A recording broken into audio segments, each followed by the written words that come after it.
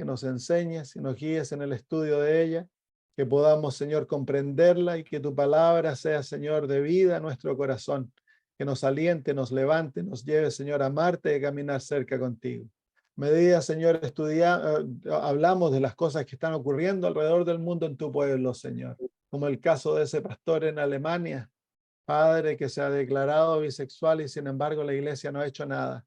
Nos da pena, Señor, nos da terrible pena, Señor, el escuchar las cosas que están ocurriendo.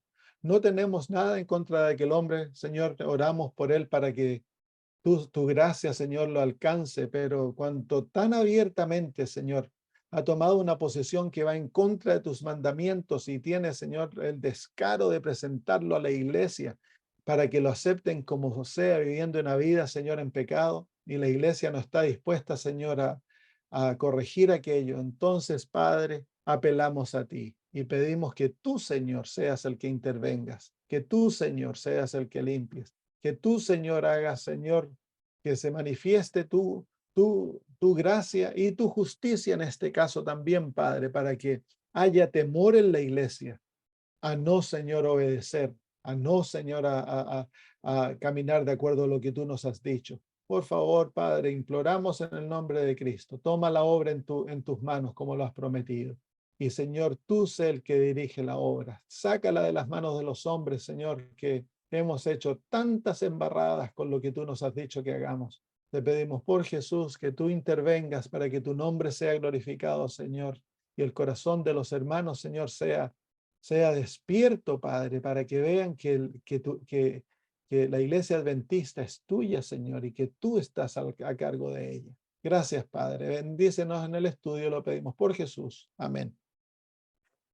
Muy bien, estábamos en nuestro último estudio, miramos a la historia del templo de Salomón. No concluimos, si me parece, el estudio, sino que llegamos a la dedicación del templo. Estudiamos la historia, vimos cuánto tiempo le tomó construirlo. El templo comenzó a ser construido en el año 480 antes de Cristo, no, en el año 480, desde que Israel había salido de Egipto. El año 967 al 966 antes de Cristo, y fue terminado en 7 años, en el año 11º del reinado de Salomón. La hermana de White, describiendo este templo en el libro Profetas y Reyes, se los voy a presentar, les voy a poner esta declaración. Ya, no importa, entonces se las leo nomás y ustedes escuchan. Este viene del libro Profetas y Reyes, página 36. De belleza sobrecogedora y esplendor sin igual fue el edificio palaciego que Salomón y sus asociados erigieron para Dios y su adoración. Adornada con piedras preciosas, rodeado de amplios patios con magníficos accesos y forrado con cedro tallado y oro bruñido. La estructura del templo con sus colgaduras asadas y muebles ricos era un emblema adecuado de la iglesia viva de Dios en la tierra, que a través de los siglos ha estado construyendo de acuerdo con el patrón divino, con materiales que se han comparado con oro, plata, piedras preciosas, pulido a semejanza de un palacio. De este templo espiritual, Cristo es la principal piedra angular, en quien todo el edificio bien enmarcado crece hasta convertirse en un templo santo en el Señor. Así que aquí la hermana de White nos describe el templo, que era maravilloso. Fue una de las 7, ¿cómo se llama? De las 7 estructuras más maravillosas en la historia humana, el templo de Salomón. Pero la hermana de White también nos dice de que el simbolismo de este templo es distinto al simbolismo del templo del desierto. El templo del desierto simbolizaba el plan de la redención, simbolizaba el santuario en los cielos. El templo de Salomón es símbolo de la iglesia de Cristo.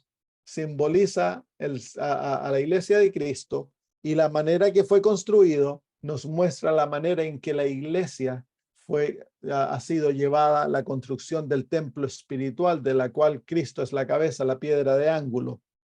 Así que cumplen distintas funciones estos dos templos en lo que simbolizan.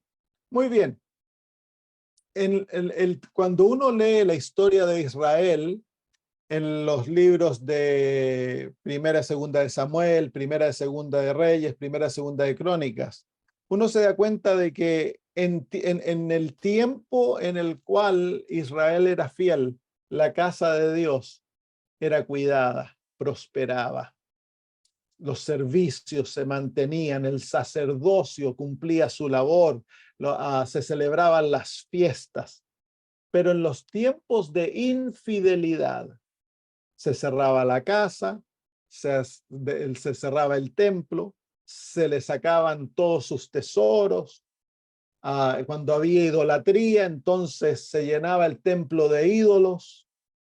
Entonces, la manera que el pueblo se relacionaba al templo mostraba en gran,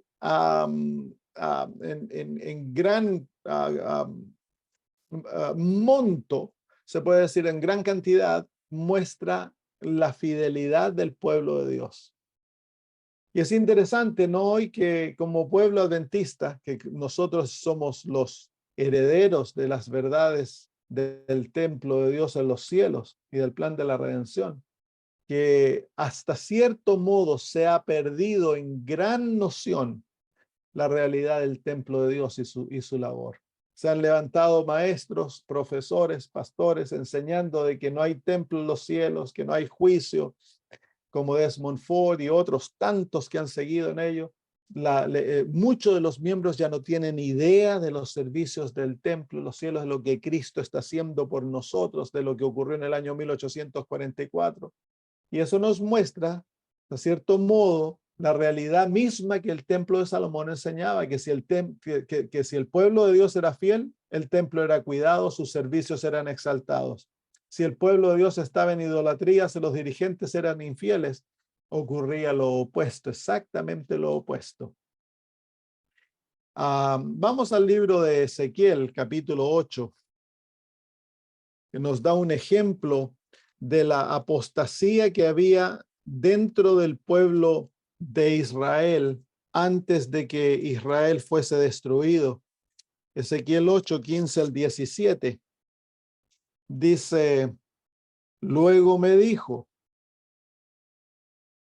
Ezequiel 8, 15 al 17, luego me dijo, ¿no ves, hijo de hombre? Vuélvete aún, verás abominaciones mayores que estas. Y me llevó al atrio de adentro de la casa de Jehová, y aquí junto a la entrada del templo de Jehová, entre la entrada y el altar, como 25 varones, sus espaldas vueltas al templo de Jehová y sus rostros hacia el oriente, y adoraban al sol, y postrándose hacia el oriente. Y me dijo, ¿no has visto, hijo de hombre? Esa es cosa liviana para la casa de Judá hacer las abominaciones que hacen aquí. Después que han llenado de maldad la tierra, se volvieron a mí para irritarme. He aquí que aplican el ramo a sus narices. Así que dentro del templo estaban adorando al sol, adoraban animales cuadrúpedos, dice también, si ustedes leen todo el capítulo 8, tenían figuras de animales en las paredes y se postraban ante ellos. Las mujeres adoraban a Tamuz, le traían panes y adoraban. Y con todo eso, muchos de aquellos cultos eran bastante degenerados. Y eso se hacía dentro de la casa del Señor. Así que una de las marcas que identifica la apostasía del pueblo de Dios es que se olvida el pueblo de Dios de los cultos del santuario, se olvida de la razón por la cual el pueblo de Israel existía. Y el pueblo de Israel existía para llevar adelante el culto del santuario, que era símbolo de la presencia de Dios en el mundo. Y sin embargo lo abandonaron todo eso, y eso entonces trajo su destrucción, la apostasía dentro del pueblo de Dios y la manera que se relacionaban al santuario eventualmente trajo la ira divina sobre ellos. Ahora, el templo fue eventualmente destruido. Si vienen al libro de Segunda de Crónicas, perdón, capítulo 36, fue destruido por Nabucodonosor. Segunda de Crónicas, capítulo 36, versículos 18 al 19, nos dice: asimismo, todos los utensilios de la casa de Dios, grandes y chicos, los tesoros de la casa de Jehová y los tesoros de la casa del rey y de sus príncipes, todo lo llevó a Babilonia, y quemaron la casa de Dios y rompieron el muro de Jerusalén y consumieron a fuego todos sus palacios y destruyeron todos sus objetos deseables. Así que el templo es destruido. Este es el año 586 antes de Cristo. 586 antes de Cristo. El templo de Salomón cumplió su función por alrededor de 380 años. 380 años cumplió su función. Y si ustedes leen la historia de Israel en los 3 libros de Samuel, Reyes y Crónicas, muestran toda la historia del templo, especialmente Reyes y Crónicas nos muestra desde que el templo fue levantado, construido por Salomón, y luego cómo fue tratado, cómo los reyes fieles lo arreglaban, le daban las ofrendas de oro, y los reyes infieles lo destruían, lo cerraban, lo maltrataban, hacían que el pueblo se olvidara de aquello. Y al fin de todas las cosas, el pueblo entero estaba en tal apostasía de que adoraban a ídolos dentro del templo. Imagínense qué ofensa a Dios. Entonces Dios trae eventualmente a los babilonios, lleva a la tierra, a la cautividad a Israel. Muchos murieron y el templo fue totalmente erradicado, totalmente destruido, fue quemado hasta sus bases. Ahora, antes de que el templo fuese destruido, se nos dice que Jeremías con otros sacerdotes escondieron el arca de Dios y la escondieron en una cueva. Vamos a leer algunas citas, a ver si puedo compartir. No sé por qué no puedo compartir. Ahí sí, está en la otra, ya, ahí estamos, muy bien. Dice: entre los justos que aún se encontraban en Jerusalén, a quienes se les había hecho claro el propósito divino, hubo algunos que decidieron colocar fuera del alcance de manos despiadadas el arca sagrada que contenía las tablas de piedra en las que se habían trazado los preceptos del Decálogo. Esto lo hicieron con luto y tristeza, escondieron el arca en una cueva, donde sería escondida del pueblo de Israel y de Judá a causa de sus pecados, y nunca más les sería devuelta.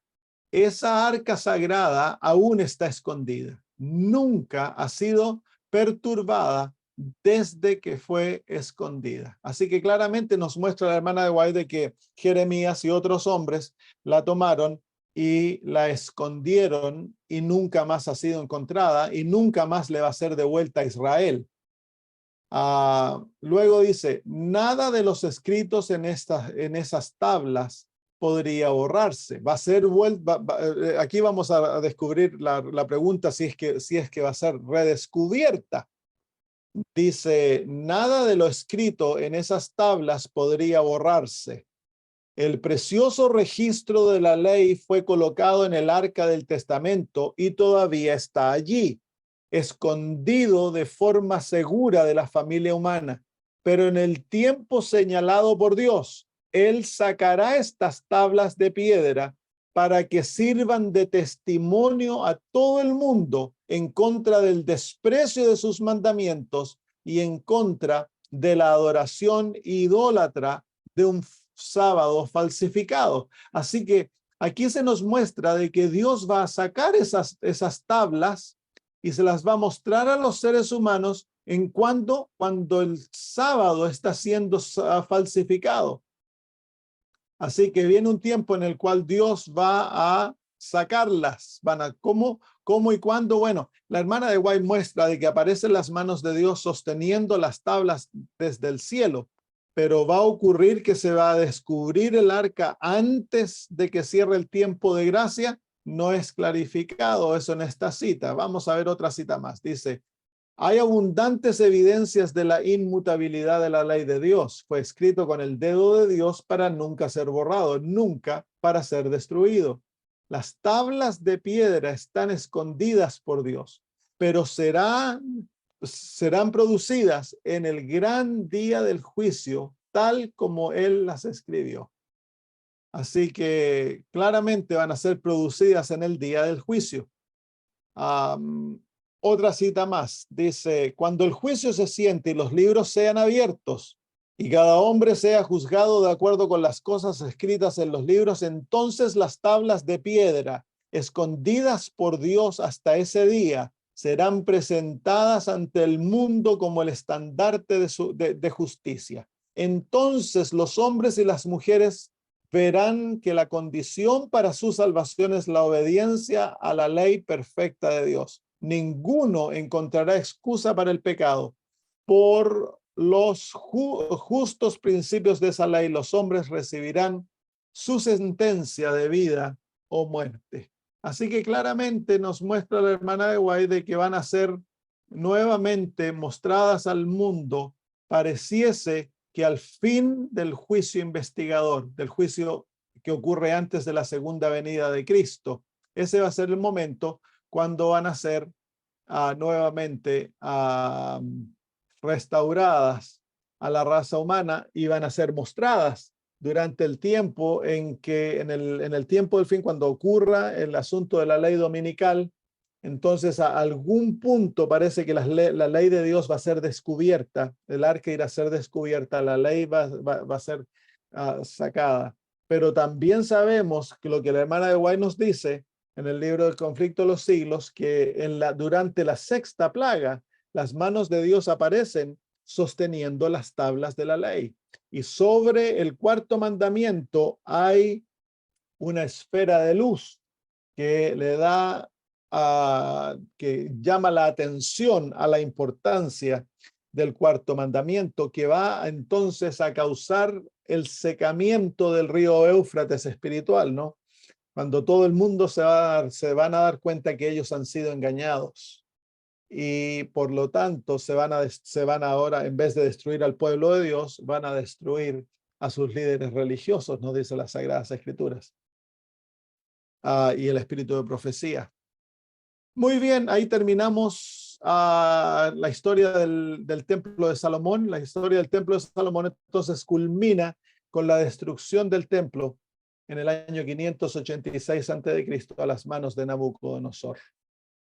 Termina. La triste historia, fue una historia triste. La historia del templo de Salomón podría haber llegado a ser el centro de la adoración mundial de Dios. Era el propósito de Dios, que todas las naciones del mundo viniesen a Israel a conocer a Jehová Dios. Y sin embargo, producto de la apostasía, producto de la rebelión de Israel, nunca cumplieron el papel que Dios realmente les había otorgado. Durante el reinado de Salomón, hubieron algunos años cuando él fue bien fiel, que los reyes de la tierra comenzaron a venir a Israel. Allá vino la reina de Seba, ¿no? Que vino y quedó tan abismada por la sabiduría de Salomón y las riquezas que Dios le había otorgado, y ella entonces llevó consigo el culto de Jehová. Y así hay tanto,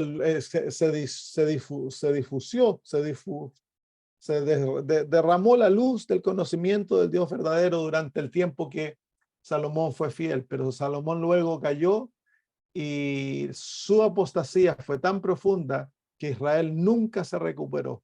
nunca llegaron al punto de fidelidad y de influencia que Dios les dio durante el reinado de Salomón. Hubieron muchos otros reyes fieles, pero no llegó Israel a ser la luz que había llegado a tener durante el reinado de Salomón. Y el propósito del templo de Jehová era que llegase a ser el centro de la adoración de Jehová en todo el mundo. Pero tristemente tampoco se cumplió esa labor. Se va a cumplir esa labor, esas profecías se van a cumplir entonces en la tierra nueva, cuando el templo de Dios va a llegar a ser nuevamente el centro de todo el mundo. Tristemente, como iglesia se nos ha dado la labor a nosotros de predicar esta luz maravillosa y llamar al mundo a temer a Dios, darle gloria y adorarlo, el primer mensaje. Pero producto de nuestra infidelidad, no hemos cumplido nuestra labor como debiésemos cumplirla. Y sería el privilegio de tener tal influencia como pueblo. Por eso Dios nos dio a nosotros un mensaje de salud para que el pueblo no nos enfermásemos. Y al no enfermarnos, entonces tendríamos una influencia maravillosa sobre el mundo. Pero somos contumaces, dice el espíritu de profecía, somos más duros que los israelitas. Hemos llevado a cabo nuestras propias ideas, nuestros propios planes de lo que creemos de que Dios deseaba. Entonces nuestra influencia ha sido muy, muy limitada, muy limitada. En cierto modo hemos caído en las mismas trampas que Satanás le tendió en los pies a Israel. Hemos caído nosotros. Hemos trazado planes y hemos seguido nuestra propia sabiduría, nos hemos unido al mundo, copiado su manera de pensar, su manera de hacer cosas, y con eso hemos perdido el poder divino.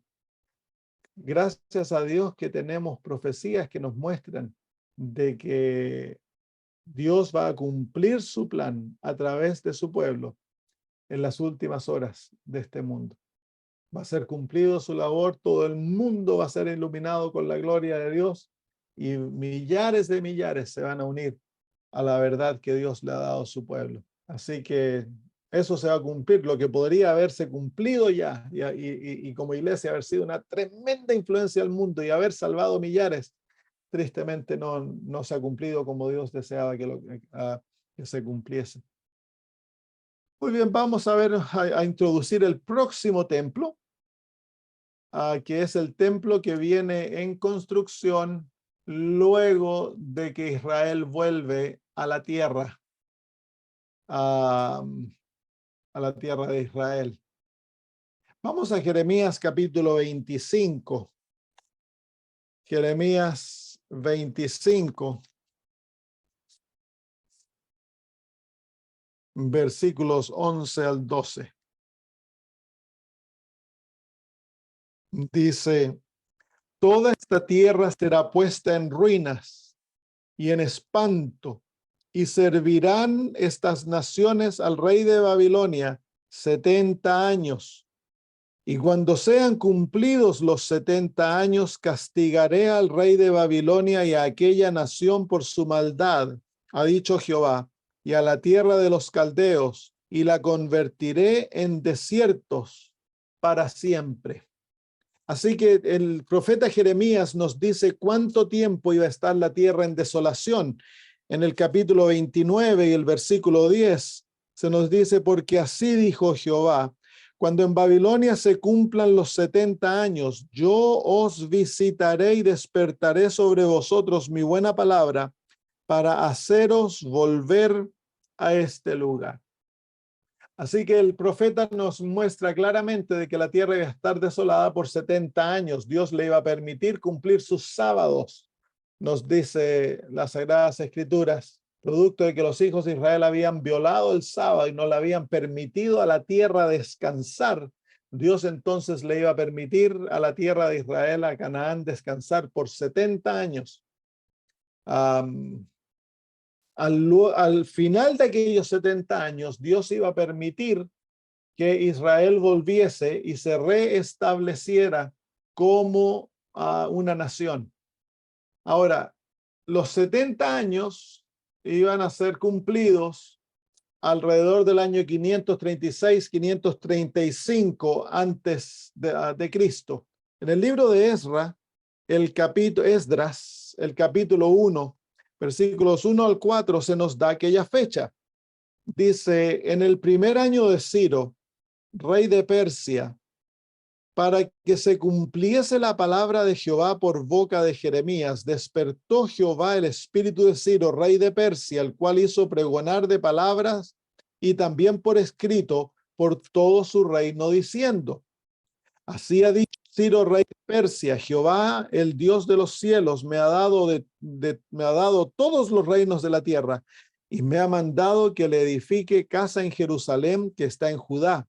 Quien haya entre vosotros de su pueblo, sea Dios con él y suba a Jerusalén, que está en Judá, y edifique la casa de Jehová, a Jehová Dios, que es de Israel. Él es el Dios, la cual está en Jerusalén. Y a todo el que haya quedado en cualquier lugar donde more, ayúdenle los hombres de su lugar con plata, oro, bienes y ganados, además de ofrendas voluntarias para la casa de Dios, la cual está en Jerusalén. Así que la orden de Ciro es dada entre los años 537, 536 antes de Cristo, para que Israel vuelva a su tierra y reedifiquen la casa de Jehová. Así que se cumplen las palabras del profeta Jeremías, se cumplen fielmente, literalmente. Él dijo 70 años y 70 años pasaron. La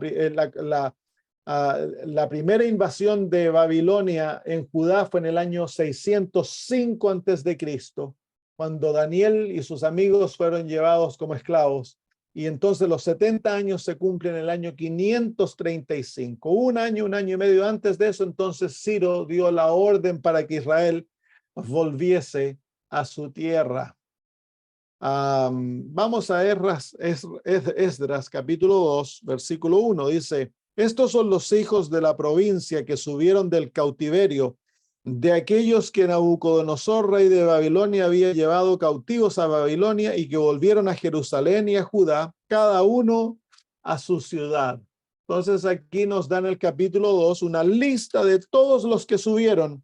Y en el versículo 64 al 67 nos dice, toda la congregación unida como un solo hombre era de 42.360, sin contar sus siervos y siervas, los cuales eran 7.337 y tenían 200 cantores y cantoras. Sus caballos eran 736, sus mulas 245, sus camellos 435 y asnos 6.620.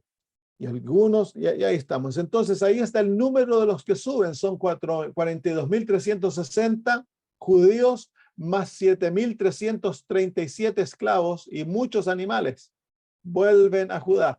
El número parece grande, pero el número es insignificante, porque la cantidad de judíos que habían prosperado y se multiplicado en Babilonia eran muchísimos, así que tan solo un remanente del pueblo vuelve a Judá, el resto se quedan todos en Babilonia. Hubieron dos éxodos, este es el primero con Esdras y después viene el segundo con Nehemías.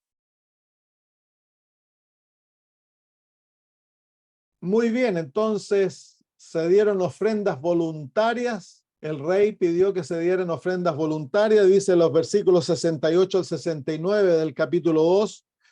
Y algunos de los jefes de cabezas paternas, cuando vieron a la casa de Jehová que estaba en Jerusalén, hicieron ofrendas voluntarias para la casa de Dios, para reedificarla en su sitio. Según sus fuerzas, dieron al tesorero de la obra 61.000 dracmas de oro, 5.000 libras de plata y 100 túnicas sacerdotales. Así que hubieran ofrendas voluntarias, como siempre lo hemos visto. En la edificación del templo en el desierto, en la edificación de Salomón, Dios aceptó ofrendas voluntarias para la edificación de todos sus templos. El patrón es exactamente lo mismo.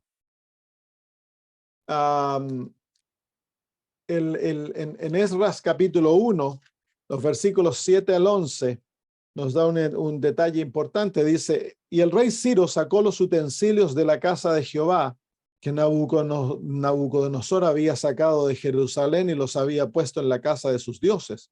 Los sacó pues Ciro, rey de Persia, por mano de Mitridates, tesorero, el cual los dio por cuenta a Sesbazar, príncipe de Judá.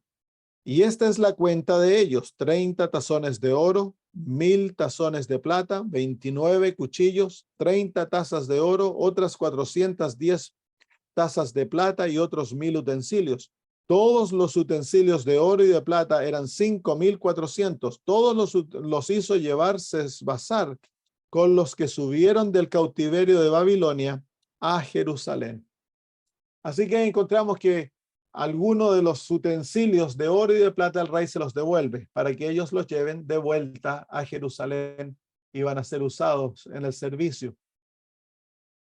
En Esdras capítulo 3, versículos 1 al 7, se nos muestra, se dice, cuando llegó el mes séptimo y estando los hijos de Israel ya establecidos en las ciudades, se juntó el pueblo como un solo hombre en Jerusalén. El mes séptimo es el mes de la fiesta de las trompetas, del día de expiación y de los tabernáculos. Así que ellos se juntan el primer día del mes séptimo, que es la fiesta de las trompetas, para restablecer el altar.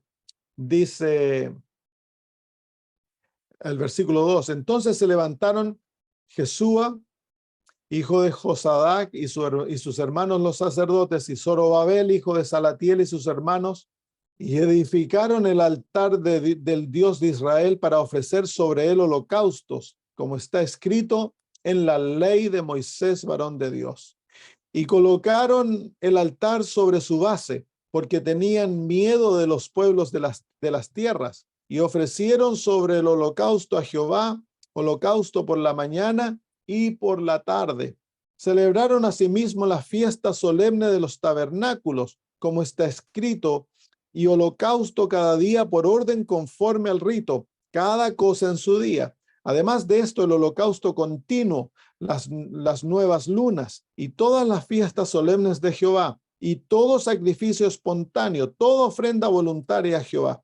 Desde el primer día del mes séptimo comenzaron a ofrecer holocausto a Jehová, pero los cimientos del templo de Jehová no se habían echado todavía.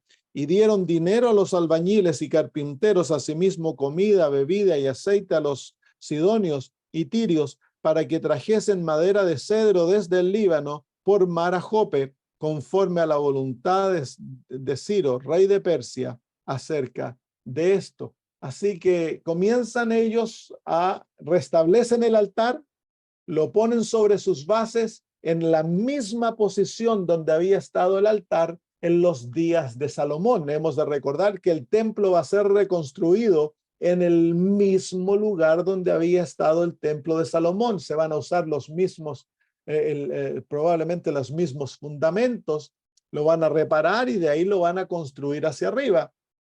Y el altar es lo primero que se ofrece, lo primero que se pone en lugar en el séptimo mes. En el primer día del mes se comienzan a ofrecer sacrificios y luego ellos celebran la fiesta de los tabernáculos, que es en el 15 día del mes séptimo. Así que ahí comienza la historia de la reconstrucción de el templo que se llama el Templo de Zorobabel. El Templo de Zorobabel. Este es el templo que va a estar en pie cuando Cristo viene. Y es el templo que más tarde es destruido por los romanos. Es el templo que duró más tiempo que cualquier otro templo. Pero lo vamos a dejar ahí porque ya se nos pasó la hora. ¿Hay alguna pregunta, hermanos? Bueno, Gustavo, ¿tienes pregunta? Sí, ahí está, no podía enganchar. Pastor, el pastor Juan Zuluaga acaba de sacar un video en España contando haciendo una búsqueda del arca perdida, y él afirma de que Jeremías nunca lo escondió en una cueva. Y me llamó la atención porque nosotros crecimos con la historia de que Jeremías y los dirigentes de esa época la escondieron y hasta el día de hoy está escondida. Pero él dice que no, que eso es una leyenda dentro Pero no de es la... leyenda si está escrito en el espíritu de profecía. ¿Cómo va a ser leyenda? Por eso le digo, me llamó la atención. Yo después en privado le mando el vídeo para que usted lo vea, porque es un Amén. vídeo que de la iglesia adventista, pero Bueno, no es ¿tiene alguna de la iglesia, cita, tiene es de un alguna cita pastor. donde aparece Jeremías? ¿Cómo? ¿Tiene alguna cita de la que recién mostró donde aparece Jeremías? Porque ahí no aparece la palabra Jeremías, aparece que un grupo de No, hermanos, no aparece la de palabra de personas, digamos. Jeremías. Entonces no debiéramos concluir que Jeremías, porque la hermana de White no dice que fue Jeremías, dice que fueron hombres, hombres consagrados que la tomaron y la escondieron. Deben haber sido sacerdotes porque no se le permitía a nadie más Claro, tocarla. sacarlo, a tocar eso, así que deben haber sido sacerdotes, pero ella es bien clara que fue escondida en una cueva y que está escondida hasta ahí y que nunca más le va a ser devuelta a Israel. Sí. No, yo pienso así Ahora, como usted, pero hay me una, sorprendió eso. es que no es pensar como yo pienso, lo que el espíritu de profecía lo dice, eso es la verdad. Ahora que el pastor ande con otras ideas, eso es cosa de él, pero el espíritu de profecía lo dice claro. Cuando algo está escrito en la Biblia o en el espíritu de profecía, ya queda sentado.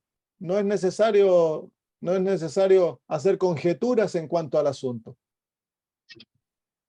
Gracias. Hay un arqueólogo adventista, ya murió, Ron Wyatt, yo no sé si ustedes han escuchado de él.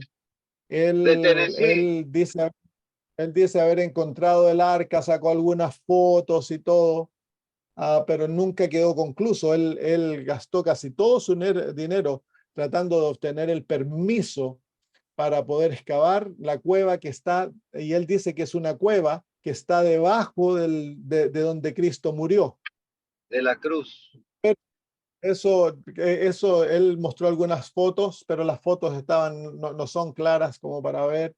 Él la vio 2 o 3 veces, entró al lugar y la vio, pero nunca se le permitió revelarla porque Dios la tiene guardada. Si es que es verdad lo que él dice y todo el mundo que lo conoció a este hombre, sus hijos y hermanos de iglesia que lo conocieron, e incluso otras personas de otras denominaciones que lo conocen, testifican de su honestidad y de que nunca cambió su historia y que otros descubrimientos arqueológicos que hizo, que fueron varios, él descubrió El el arca. paso donde Israel cruzó en el Mar Rojo, él descubrió Sodoma y Gomorra, hizo El varios arca de Noé. descubrimientos, bien, el arca de Noé también, así que bueno, pero la evidencia es pobre que él dejó en cuanto a tangible, pero de que está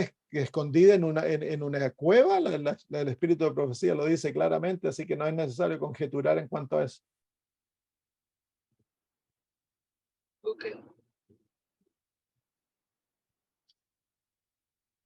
Muy bien. ¿Hay alguna otra preguntita por ahí? Si no, terminamos. Pastor, ¿y por qué le llaman el templo de Herodes?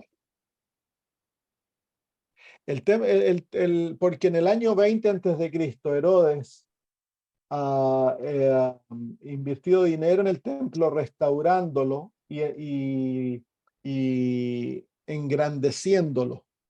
Entonces, a ese templo que estaba hecho en la base del templo de Zorobabel, históricamente se lo llama el templo de Herodes. Pero es el mismo templo. Herodes no construyó un nuevo templo, sino que hermoseó el templo de Zorobabel y lo hizo más grande. Ese es el Ya, templo cuando gracias. Jesús vino.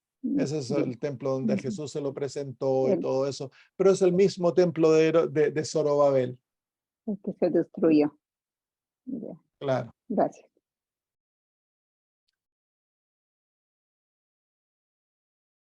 Pastor, aquí hay una pregunta de Augusto. Dice, pastor, ¿solo la iglesia adventista tiene el conocimiento del santuario? Sí, el conocimiento del santuario, solo la iglesia adventista lo tiene. No hay otra denominación, otra iglesia que como iglesia tengan en el corazón de sus creencias el conocimiento del santuario. Hay otras iglesias que creen en cuanto al sábado, el estado de los muertos. Hay otras iglesias que comparten alguna de nuestras enseñanzas, pero no hay otra iglesia que tenga el conocimiento del santuario y el conocimiento del juicio investigador como nosotros lo tenemos. Muy bien, entonces oremos y terminamos. Querido Señor, gracias por permitirnos estos momentos gratos de camaradería, de compartir, Señor, a pesar de que a veces estamos, Señor, en desacuerdo en algunas cosas. Está bien, Padre, somos hijos tuyos, tenemos el derecho de pensar, de escoger caminos, Señor, de acuerdo a nuestra conciencia. Permite que esas cosas no nos separen, Señor, sino que el amor que existe entre nosotros pueda ser un amor de hermanos, Señor. Gracias también por la maravillosa verdad del santuario, querido Padre. Qué lindo es ver cómo tú has dejado la historia de tu templo, Señor, a través de las edades, y cómo nos has llamado como pueblo, Padre, a entender estas verdades y compartirlas para que lleguen, Señor, a ser de gran bendición para no tan solo nosotros, sino que muchos otros. Padre, vemos también que así como estaba esa demarcación en el Antiguo Testamento, que cuando el pueblo era fiel, ellos amaban el templo, lo hermoseaban, Señor, los servicios se llevaban adelante, las fiestas se celebraban, se obedecía tu palabra en todo lo que tenía que ver en el templo, pero cuando el pueblo estaba en apostasía, se olvidaban del templo, Señor. El templo era cerrado, maltratado, era dejado de lado. Y Señor, vemos nosotros que como iglesia hemos dejado de lado hasta cierto punto estas verdades maravillosas. Generaciones ya no nos conocen, Señor, dentro de nosotros. Y queremos pedir, Señor, que como tú has prometido, venga un reavivamiento en nuestro medio. Que derrames tu espíritu sobre nosotros, Señor. Que el Señor nos limpie, nos reavive y nos reforme, Padre. Tantas cosas que están siendo permitidas, pero los dejamos en tus manos. Entramos nuestros ojos en ti y obtenemos, Señor, esperanza y fortaleza a través de tu palabra, sabiendo de que, Señor, tu pueblo, tu iglesia, Señor, la iglesia remanente no fracasará, sino que tú la librarás y la llevarás a victoria, Señor. Y queremos ser parte de aquella victoria, Padre. Queremos ser parte del pueblo fiel que va, Señor, recibir a Cristo cuando venga. Gracias, Padre. Bendice a mis hermanos al separarnos, sé con ellos. Dales paz en el corazón, dales fortaleza para caminar contigo, Señor, no importa lo que pase, en el nombre de Jesús. Amén. Muy bien, Gracias, hermanos, pastor. un abrazo para todos. Gracias, pastor. Chao, chao. Chao. Gracias. Nos vemos. Gracias, pastor. Bendiga. Gracias.